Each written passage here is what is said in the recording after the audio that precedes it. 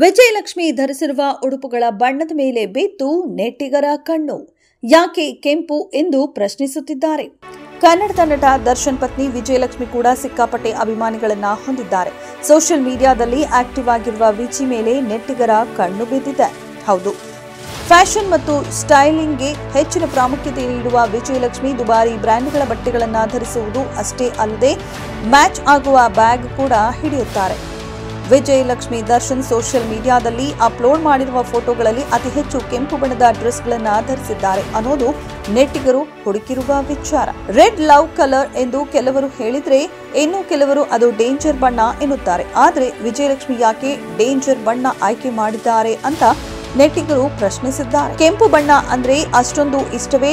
ಕೆಂಪು ಮೊದಲು ಕಣ್ಣಿಗೆ ಬೀಳುತ್ತಾ ಅಥವಾ ಇಷ್ಟ ಇಲ್ಲ ಅಂದ್ರೂ ಚೆನ್ನಾಗಿ ಕಾಣಿಸುತ್ತಾ? ಒಟ್ಟಾರೆ ಅಭಿಮಾನಿಗಳಿಗೆ ಇರುವ ಪ್ರಶ್ನೆಗಳು ಒಂದಾ ಎರಡ ಅನ್ನೋದು ಕಮೆಂಟ್ ಕೂಡ ಮಾಡಿದ್ದಾರೆ. ರೇಣುಕಾಸ್ವಾಮಿ ಕೊಲೆ ಪ್ರಕರಣದ ನಂತರ ವಿಜಯಲಕ್ಷ್ಮಿ ಮೇಲೆ ಅಭಿಮಾನಿಗಳಿಗೆ ಗೌರವ ಹೆಚ್ಚಾಗಿದೆ. ಎಷ್ಟೇ ಕಷ್ಟ ಇದ್ರೂ ದೂರ ಬಿಡದೆ ಇಡೀ ಕುಟುಂಬವನ್ನ ಬಿಗಿಯಾಗಿ ಹಿಡಿದು ಗಟ್ಟಿಗಿತ್ತಿಯಾಗಿದ್ದಕ್ಕೆ ಮೆಚ್ಚುಗೆಯನ್ನ ವ್ಯಕ್ತಪಡಿಸುತ್ತಿದ್ದಾರೆ.